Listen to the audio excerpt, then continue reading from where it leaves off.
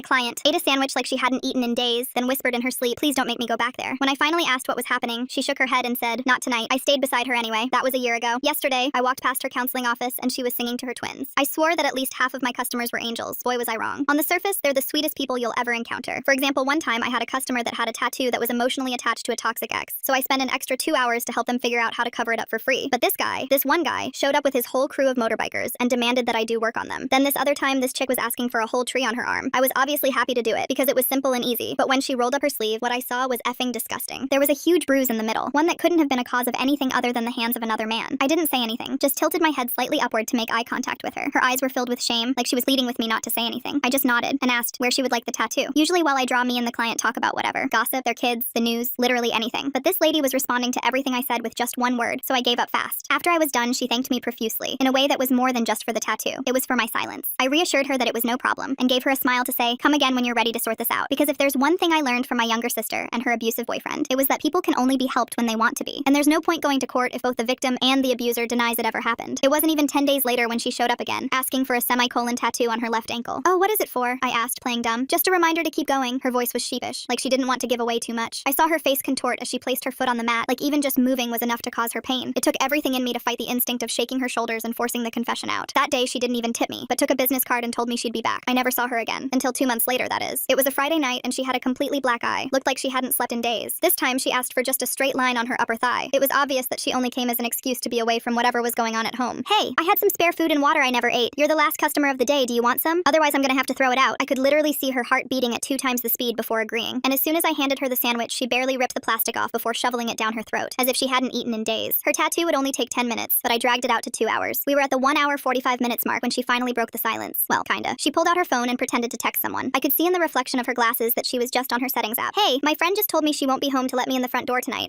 Is it cool if actually, you know what? Don't worry about it. Never mind. Of course you can stay here. I was actually planning on pulling an all-nighter to work on some stuff." I was lying through my teeth, but she bought it, or pretended to anyway. I could see her trying to hide her excitement, but the corners of her lips were turned up all the way. That night, she slept on the tattoo bed while I pretended to work on my computer. I had just finished another game of League of Legends when I heard her laughing in her sleep. I turned around smiling, but that's when I saw tears streaming down her face. I sat down beside her. "Please don't make me go back there. Keep me safe, please." I held her hand and nodded, and suddenly, she shot straight up and finally explained what was going on. Her boyfriend was a police officer, and a well-respected one at that. Except when he went home every day, instead of watching TV or drinking a few beers, he'd spend the night wailing on her. He called it their little game. She had nowhere to turn, except for now. I opened my mouth to ask more, but she shook her head. "Not tonight," she said quietly, before turning her back and going back to sleep. The next morning, there was a knock at the door. It was the police. 3 officers stood at my door, their uniforms crisp in the morning light. The lead one stepped forward, and my stomach dropped. Officer Derek Johnson, all 6 feet 2 inches of him, with those cold eyes that scanned right past me into the shop. His hand rested casually on his service weapon. "We're looking for Rachel. Her family's worried sick about her." I kept my face neutral while my mind raced. Rachel was hiding in the supply closet, barely 15 feet away. I forced myself to look confused, tilting my head slightly. "Haven't seen any Rachel. Just closed up for the night." I gestured vaguely at the empty shop behind me. Derek pushed past me without waiting for an invitation. The other 2 officers exchanged uncomfortable glances but followed him inside. One was older, graying at the temples. His badge read Martinez. The younger one, Williams, couldn't have been more than 25. "We have probable cause. Missing person case." Derek's voice carried that particular tone cops use when they expect immediate compliance. I pulled out my phone and started recording, following them around my shop. "This is private property. You can't just barge in here." Derek ignored me, methodically checking behind the counter, in the bathroom, anywhere a person might hide. Williams drifted toward the supply closet, and my heart hammered against my ribs. That's when Rachel's phone vibrated. The sound came from her jacket, draped over the chair where she'd left it. Derek's eyes narrowed instantly. "That's her ringtone." His voice went dangerously quiet. I said it myself. I lunged for the jacket before he could. "Oh, that's mine. Client left it last week. Same ringtone. Weird coincidence, right?" Derek snatched it from my hands, his facade of professionalism cracking. He dug through the pockets and pulled out Rachel's ID. The temperature in the room seemed to drop 10 degrees. Williams had reached the supply closet. His hand was on the doorknob when he called out, "Should we check in here, Sarge?" Derek waved him off too quickly. "She's not hiding in a closet. Check the bathroom again." Something in his tone made me realize the truth. He didn't want witnesses to whatever he'd do if he found her. Martinez must have sensed it too because he stepped between Derek and the closet. "Let's file the report at the station, Chen. She'll turn up. Always do." Derek's jaw clenched, but he couldn't argue without seeming suspicious. He pulled out a business card and pressed it into my hand hard enough to leave marks. "Call me immediately if she shows up, for her safety." The threat behind those words was crystal clear. They left, but I waited a full 5 minutes before letting Rachel out. She emerged shaking, tears streaming down her face. I locked the door and pulled the blinds. "He has a tracking app on my phone," she whispered, "but I left it at home as a decoy. I knew he'd check there first." She pulled out a tablet from her bag and showed me a hidden cloud account. Photo after photo of bruises, cuts, documentation spanning 2 years. The bruises formed a clear pattern of escalation. Arms, ribs, places that wouldn't show in uniform. The shop's landline started ringing. Derek's number flashed on the caller ID. I let it go to voicemail. Then it rang again and again. By the 4th call, I unplugged it, but not before hearing the increasingly unhinged messages he was leaving. "You don't understand," Rachel said, her voice hollow. "His network goes everywhere. Other cops, judges, even my therapist reports to him. Last time I tried to leave, he had me put on a 72-hour psychiatric hold." My phone buzzed. A text from my sister Mia lit up the screen. "Cops at my work asking about you. What's happening?" Rachel saw my face and started hyperventilating. He's mapping your connections. He'll threaten everyone you love until you give me up. I checked the security camera feed from the store across the street. Derek's personal car had been circling the block every hour since they left. Then my phone rang, my parents' number. Sweetie, the police just came by for a wellness check. Said they were worried about you. What's going on? After I hung up, Rachel broke down completely. I have to tell you something. I'm pregnant. That's why I finally ran. I couldn't let a child grow up in that house. The weight of her words settled over us. I made a decision and called a number I'd memorized but never used. A contact from the Domestic Violence Underground Railroad. I need a safe house. Tonight. The voice on the other end was calm, professional. Location? Getting there meant crossing the entire city. Derek had patrol cars at every major intersection. I could see them on the traffic app, stationed like a net waiting to close. Rachel put on my spare wig and jacket. We took back alleys, ducking between buildings, staying off main streets. Halfway there, a patrol car appeared at the end of the alley. My blood froze. Williams was driving, and he definitely saw us. Our eyes met through the windshield. He slowed the car to a crawl, maintaining eye contact, then he kept driving. The safe house was an apartment above a Vietnamese restaurant. The owner, Kim, met us at the back entrance. When she rolled up her sleeves to unlock the door, I saw old cigarette burns matching the pattern on Rachel's arms. No words were needed. Survivors recognize each other. You'll be safe here, Kim said, but we all knew it was temporary. I wonder what's really going on with the tattoo artist here. They seem pretty calm for someone who just got pulled into this whole mess with Rachel and Derek. Derek's reach was too long, his connections too deep. This was just the beginning of something that would consume all our lives before it was over. As I left Rachel in Kim's capable hands, my phone buzzed with notifications. My shop's online reviews were being bombed with 1-star ratings. Harbors criminals, unsafe environment, owner is unstable. The war had begun, and Derek had just shown me he'd use every weapon at his disposal. But looking back at Rachel's face in the window, her hand protectively over her stomach, I knew I'd made the only choice I could live with. Williams was parked outside my shop when I got back. He didn't get out, just handed me a piece of paper through the window and drove away. It was Derek's duty schedule for the next month. The battle lines were drawn. Some cops knew what Derek was. The question was whether that would be enough to stop him before someone got called. The morning news broadcast Derek's face across every screen in the city. He stood at a podium in full dress uniform, tears glistening as he pleaded for information about his mentally ill girlfriend who'd disappeared without her medication. The performance was flawless. Concerned boyfriend, dedicated officer, pillar of the community. I watched from Kim's restaurant as he dabbed at his eyes and thanked the public for their support. Rachel watched the broadcast on her phone, her hands trembling so violently she nearly dropped it. The lies poured from Derek's mouth with practiced ease. He spoke of her bipolar disorder, her history of paranoid delusions, the danger she posed to herself without proper treatment. Every word carefully chosen to discredit anything she might say. My shop phone rang nonstop. Rachel's mother sobbed through the voicemail, begging me to help find her daughter who desperately needed medical attention. Her father's message was angrier, demanding I stop enabling Rachel's mental breakdown. Derek had spent years planting these seeds, building a narrative that would protect him if she ever tried to escape. The 1-star reviews multiplied overnight, my business page flooded with accusations, harboring criminals, unsafe environment, owner mentally unstable. Each review posted from different accounts, but the writing style was unmistakably similar. Derek's network was mobilizing, and my livelihood was the first casualty. A health inspector arrived at my shop before I'd even finished my morning coffee. He wore a satisfied smirk as he cited violation after violation. Improper storage temperatures, inadequate ventilation, contaminated surfaces that had passed inspection just months earlier. The closure notice went up immediately, bright red against my window. Derek appeared at my sister's workplace 3 days in a row. Each visit lasted longer than the last. He'd stand by Mia's desk in full uniform, asking questions about Rachel's whereabouts with exaggerated concern. Other employees started avoiding Mia, afraid of guilt by association. Her manager pulled her aside on the 3rd day, suggesting she might be happier working somewhere with less disruption. Mia quit that afternoon. Her daughter had started asking why police officers kept visiting mommy at work, whether they'd done something wrong. The fear in a 6-year-old's voice was enough to break anyone's resolve. Derek knew exactly which pressure points to push. Rachel attempted to file a report at a precinct across town. She'd barely started explaining her situation when the desk sergeant excused himself to make a phone call. 5 minutes later, he returned with a patronizing smile and Derek's number on a card. The blue wall was everywhere, impenetrable and absolute. I reached out to a journalist friend who'd covered police corruption before. We arranged to meet at a park outside the city, away from potential surveillance. She arrived with a recorder and notebook, eager to document Rachel's story. The interview lasted 10 minutes before a patrol car pulled us over for a broken taillight that wasn't broken. They confiscated her equipment and strongly suggested she reconsider interfering with an ongoing investigation. Kim's restaurant faced an ICE raid the following week. Agents stormed in during the lunch rush, demanding documentation from every employee. Kim's papers were perfectly legal, had been for 20 years, but that didn't stop them from shutting down service for the entire day. The message was clear. Help Rachel, pay the price. Rachel broke down that night, curled in the corner of the safe house bedroom. She insisted on returning to Derek, couldn't bear watching innocent people suffer for her choices. I held her while she sobbed, feeling the baby kick against her ribs. The life growing inside her was the only reason she'd found courage to run. Now even that felt selfish. My parents called the next morning, voices shaking. Someone had spray-painted cop killer across their garage door in the night. The security camera that should have caught the vandals had mysteriously malfunctioned. When they'd called to report it, the officer taking the statement suggested maybe they should talk to their child about the company they keep. Derek's partner showed up at my closed shop alone. Officer Ramirez knocked on the back door until I answered, his face drawn with worry. He glanced around nervously before explaining that Derek was spiraling, becoming reckless. Other officers had noticed, were getting uncomfortable. He urged me to convince Rachel to return before someone got seriously hurt. The warning in his words was unmistakable. This wasn't a threat, but genuine concern from someone who'd seen Derek's capabilities firsthand. Williams arrived at the safe house at 2 in the morning, out of uniform and clearly terrified. He handed me a USB drive with shaking hands, explaining he couldn't watch anymore. The drive contained Derek's duty schedule, patrol routes, and something more. Body cam footage other officers had tried to delete. Frame after frame showed Derek's violence, fellow cops turning away while he disciplined suspects with excessive force. The footage revealed a pattern spanning years. Williams had done his research, found 3 other women who'd filed complaints against Derek. All had either recanted their statements or disappeared entirely. One name made Rachel gasp, Sarah Hendricks. Derek had told her Sarah moved to Florida for a fresh start. The truth was darker. Sarah's body had been found in her apartment, ruled ruled a sewer slide despite friends insisting she'd never shown signs of depression. I contacted the FBI through a domestic violence advocate who knew channels outside local jurisdiction. Agent Carol Shaw agreed to meet, her expression grave as she reviewed our evidence. She admitted they'd been monitoring Derek for months but needed concrete testimony to move forward. The bureaucracy of federal investigation moved slowly, especially when the subject's uncle served as deputy chief. Derek's response was swift and brutal. My shop windows shattered in the night, glass scattered across the floor like deadly stars. Snitch was painted across the walls in red letters 3 feet high. The insurance company declined my claim within hours, too high risk given the ongoing criminal investigation. Rachel discovered she was carrying twins during an ultrasound at a free clinic. 2 heartbeats fluttered on the screen, doubling both her joy and terror. The stakes had tripled overnight. 3 lives now depended on escaping Derek's reach. Kim connected us with an underground network specializing in relocating abuse victims. They could provide new identities and safe passage internationally, but the cost was staggering. $50,000 for complete disappearance. My savings account held $12,000. The crowdfunding page I created was shut down within days, flagged as funding criminal activity. PayPal froze my accounts based on suspicious activity reports. Marcus Rodriguez contacted me through encrypted channels. Derek's former partner from 5 years ago had been in hiding, carrying evidence of Derek's first victim. He offered testimony in exchange for protection, proof that Derek's violence had started long before Rachel. The price of his cooperation became clear when my nephew was arrested on fabricated substance charges, spending a night in county jail with violent offenders who somehow knew he was connected to someone opposing a cop. My nephew emerged traumatized, bruises covering his arms. His cellmate had casually mentioned that Chen sent his regards. An 18-year-old kid paying for my choices. The guilt was suffocating, but backing down now would make his suffering meaningless. Rachel attempted sewer slide 2 days later. The news report about my nephew had broken something inside her. Kim found her in the bathroom, pills scattered across the floor. The hospital's mandatory reporting meant Derek would know their location within hours. We fled before the paperwork was even complete. The car chase through downtown was like something from a movie. Derek's voice crackled over police radios, coordinating pursuit of a dangerous fugitive. A helicopter joined the hunt, spotlight piercing through alleys as we abandoned the car and ran. Williams appeared at a crucial intersection, his patrol car conveniently stalling just as Derek tried to pass. His suspension came through before we even reached the next safe house. The FBI finally raided Derek's home. What they found turned even seasoned agents' stomachs. Torture implements, trophies from victims, Rachel's jewelry she thought she'd lost, Sarah's driver's license preserved like a hunting trophy. Derek went underground immediately, but half the force still protected him. Sightings poured in from across the city, officers helping him stay one step ahead. My shop burned to the ground on a Tuesday night. Security footage showed uniformed officers standing watch as flames consumed everything I'd built. Derek's crying performance on TV deserves an Oscar. Watching him dab at his eyes while calling Rachel mentally ill is like watching a wolf complain about sheep being too fluffy. The fire spread to adjacent businesses before firefighters arrived. Mrs. Chen from the flower shop next door was hospitalized with smoke inhalation. The community that had once supported me now saw me as the source of their troubles. Death threats arrived daily. My phone buzzed with graphic descriptions of what would happen if I didn't convince Rachel to return. Former customers crossed the street to avoid me. The tattoo community blacklisted me as too dangerous to associate with. Rachel went into premature labor during a particularly stressful night. We rushed to the hospital under assumed names, but Derek's network had infiltrated even medical facilities. A nurse casually mentioned that Officer Chen had been asking about pregnant women matching Rachel's description. We barricaded ourselves in the delivery room. The emergency C-section happened while I stood guard at the door. 2 tiny fighters entered the world at 32 weeks, their cries weak but determined. A boy and a girl, both struggling to breathe on their own. The NICU became our next battleground. Derek appeared in surgical scrubs, having slipped past security with his badge. Rachel's scream alerted staff, but their response was sluggish, conflicted. I tackled him before he could reach the incubators. As security finally pulled him away, he whispered his promise. He'd cull them all before letting us win. Agent Shaw personally led Derek's arrest in the hospital. The threat against newborns had finally given the FBI the urgency needed to act. Derek's last words before they dragged him away were simple. Blue protects blue. Even in custody, his confidence remained unshaken. The arrests cascaded like dominoes. 17 officers indicted for corruption, evidence tampering, conspiracy to obstruct justice. Williams testified before a grand jury, detailing years of cover-ups and intimidation. The police union lawyers arrived in force, defending every accused officer pro bono. Rachel testified via video link from a secure location. She described the torture, the threats, the forced pregnancy when she'd tried to leave before. The jury sat in stunned silence as evidence photos displayed the systematic escalation of violence. Derek watched from the defendant's table, his eyes never leaving the screen. Marcus Rodriguez never made it to trial. A professional hit disguised as a random shooting silenced his testimony forever. The message was clear. Cooperation had consequences that extended beyond Derek's reach. We were dealing with something bigger than one violent cop. The witness protection offer came with impossible conditions. Rachel and I had to decide within 24 hours whether to disappear forever. My family gathered at my parents' house, the tension thick enough to choke on. Mia held her daughter close while my mother paced the kitchen, wringing her hands. My father sat silent, his face aged 10 years in the past month. I explained the situation as gently as possible. The FBI couldn't guarantee our safety without complete relocation. New identities, new city, no contact with anyone from our past lives. My mother's sobs filled the room while Mia's daughter asked why everyone was crying. Rachel waited at a secure location with the twins, still in the NICU fighting for every breath. The medical bills were astronomical, but witness protection would cover everything if we agreed. The alternative was staying and hoping Derek's network wouldn't reach us from behind bars. My nephew arrived halfway through the discussion, still jumpy from his night in jail. He flinched when car doors slammed outside. The bruises on his arms had faded to yellow, but the psychological damage ran deeper. He begged me to take the deal, to get away before more people got hurt. The decision tore me apart. Abandoning my family felt like betrayal, but staying meant putting them in perpetual danger. Mia understood first, pulling me into a fierce hug. She whispered that protecting those babies mattered more than anything. My parents took longer to accept it, but eventually my father nodded, tears streaming down his weathered face. Kim's murder changed everything. The restaurant owner who'd sheltered us was found dead in her kitchen, the scene staged to look like a robbery. Nothing was stolen except her life. The message was clear. Derek's reach extended beyond prison walls. At her funeral, other survivors from her network stood together, a silent army of women who'd escaped violence only to live in perpetual fear. The trial moved at breakneck speed once the FBI took over. Federal prosecutors presented evidence methodically, building an airtight case. Rachel testified from a secure location, her voice steady as she detailed years of systematic abuse. The defense attorneys tried to paint her as mentally unstable, using Derek's carefully planted medical records. But the physical evidence spoke louder than any gaslighting attempt. I testified about the harassment campaign, showing documentation of every threat, every act of intimidation. The prosecutor displayed photos of my burned shop, my parents' vandalized home, the systematic destruction of everyone who'd helped Rachel escape. The jury's faces grew grimmer with each piece of evidence. Derek's network began turning on each other as plea deals were offered. Officers who'd looked the other way suddenly remembered details they'd conveniently forgotten. The blue wall cracked, then crumbled entirely. 17 officers were convicted on various charges, their sentences ranging from probation to 20 years. The day of Derek's sentencing arrived with unexpected drama. As the judge read the verdict, 45 years to life, Derek lunged from his seat. He knocked over the defense table, charging toward where he thought Rachel was sitting. The bailiff moved to intercept, but Derek was faster, fueled by rage. The first shot caught Derek in the shoulder, spinning him around. The second hit his spine as he continued crawling forward, screaming threats. Court security surrounded him as he writhed on the floor, paralyzed from the waist down. His final act of violence had sealed his fate. He'd spend his sentence in the medical ward, dependent on others for basic care. Rachel and I entered witness protection 3 days later. The goodbye with my family happened at a nondescript office building. FBI agents standing guard. My mother clung to me, making me promise to stay safe. Mia slipped a photo into my pocket, her daughter's kindergarten picture, something to remember them by. The twins were transported separately, still requiring specialized medical care. Their premature birth had left them with underdeveloped lungs and other complications. The boy, especially, struggled with every breath. We were told they'd meet us at our destination, but the wait was agony. Our new city was nothing like home. Different climate, different culture, different everything. The FBI set us up with new identities. I was now a freelance graphic designer, Rachel a medical billing specialist. Our backgrounds were meticulously crafted, complete with employment histories and references that would check out if anyone investigated. I found a small commercial space and slowly built a new tattoo shop under my assumed name. The first customer who walked in had familiar bruises on her wrists. She didn't say anything, just pointed to a butterfly design in my portfolio. I understood. Word spreads in certain circles. There's always someone who needs a safe place. Rachel struggled more with the transition. PTSD manifested in unexpected ways. The sound of sirens sent her into panic attacks. Uniformed security guards made her freeze. The twins' health issues added another layer of stress. We found a therapist who specialized in trauma, someone who didn't need to know our real names to help. 1 year passed in our new life. The twins grew stronger, finally breathing without assistance. Rachel found purpose in helping other abuse survivors navigate the medical system. Her billing knowledge became a tool for reducing hospital debts for women fleeing violence. Then the news came through our FBI handler. 3 witnesses in related cases had been murdered. Someone was selling information from inside the witness protection program. We were moved again with 6 hours notice, leaving everything behind except what fit in 2 suitcases. The second relocation was harder. The twins were old enough to notice the disruption, crying for toys we'd had to abandon. I couldn't open another shop, too risky to stay in one place long enough. Instead, I worked from apartment to apartment, building a client base among other people living in society's shadows. Rachel trained as a nurse's aide, work she could find anywhere without extensive background checks. She came home exhausted but fulfilled, finally helping people in a tangible way. The twins started walking, then talking, blissfully unaware of why we never used their real names in public. Derek died in prison 2 years after his conviction. An inmate whose sister had been brutalized by police cornered him in the medical ward. The attack was swift, brutal, and final. The news reached us through official channels, delivered with clinical detachment. Rachel cried that night, not for Derek, but for the girl she'd been before he destroyed her life. With Derek gone, we cautiously tested whether it was safe to surface. I visited our old city wearing a disguise that would make a Hollywood makeup artist proud. The tattoo shop space stood empty, plywood over the windows. Someone had spray painted "Thank you for saving her" across the boards. Fresh flowers lay at the doorstep. Williams met me at a diner outside town. He'd made detective, working in internal affairs to root out corruption. He showed me photos of the memorial garden planted where Kim's restaurant had been. The community hadn't forgotten. He warned that some of Derek's associates still held grudges, but the immediate danger had passed. Rachel's parents desperately wanted to meet their grandchildren. The way Derek just happened to slip past hospital security with his badge makes me wonder about the depth of corruption here. How many people were still looking the other way, even after everything came to light? The risk assessment took months, involving federal agents, psychologists, and security experts. Eventually, a supervised meeting was arranged at a neutral location. Watching Rachel's mother hold the twins for the first time broke something inside me. Family connections severed by violence could never fully heal. We decided to maintain our hidden life despite Derek's death. The twins deserved to grow up without the shadow of their biological father's crimes. Rachel was pregnant again, this time by choice, with a child conceived in safety rather than violence. Our underground network had helped 17 women escape similar situations, each one a victory against systems that protected abusers. 5 years after that terrifying morning when Derek appeared at my door, I ran a thriving tattoo shop in our new city. The name on the door wasn't mine, but the work was. Rachel had become a certified domestic violence counselor, turning her trauma into a lifeline for others. The twins started kindergarten knowing only that their mother was brave and I was family. Our apartment walls displayed photos of the life we'd built: birthday parties, first days of school, normal moments that felt miraculous after everything we'd survived. Rachel's pregnancy progressed smoothly, this baby growing in an environment of love rather than fear. We'd created our own family from the ashes of violence. The underground network continued operating through encrypted channels. Every few months, a woman would arrive at my shop with familiar bruises and a certain look in her eyes. I'd offer her water, a safe place to rest, and connections to people who could help. The cycle that started with Rachel had become a lifeline for others trapped in similar nightmares. Some nights, I still dreamed about my old life, my parents, Mia, the shop I'd built from nothing. But then I'd wake to the sound of the twins laughing, Rachel humming in the kitchen, and remember that some prices are worth paying. We'd lost everything and everyone we'd known, but we'd gained something precious: the chance to save lives and build a future free from violence. The shop's appointment book stayed full, my clients drawn by word-of-mouth recommendations from people who understood discretion. Each tattoo told a story, covering scars, marking new beginnings, reclaiming bodies from trauma. My art had become a form of healing, just as Rachel's counseling gave voice to the silenced. We never spoke of returning to our old lives. The twins knew us only by our assumed names, their past erased for their protection. Sometimes Rachel touched the semicolon tattoo on her ankle, remembering the woman who'd walked into my shop years ago, desperate for any excuse to escape. That woman was gone, replaced by someone stronger, someone who'd learned that survival sometimes means letting go of everything except what matters most. Our story wasn't unique. Countless women lived similar shadows, fleeing violence that wore a badge or a suit or a friendly smile. But we'd found purpose in the hiding, creating ripples of change that spread far beyond our small circle. Every woman who passed through our network carried the message forward. Escape was possible, survival could become thriving, and sometimes the greatest victory was simply continuing to breathe free. Alright folks, that's a wrap. Appreciate you letting me ramble right along with you. What a ride it's been. Let's do it again sometime. Subscribe for more content like this.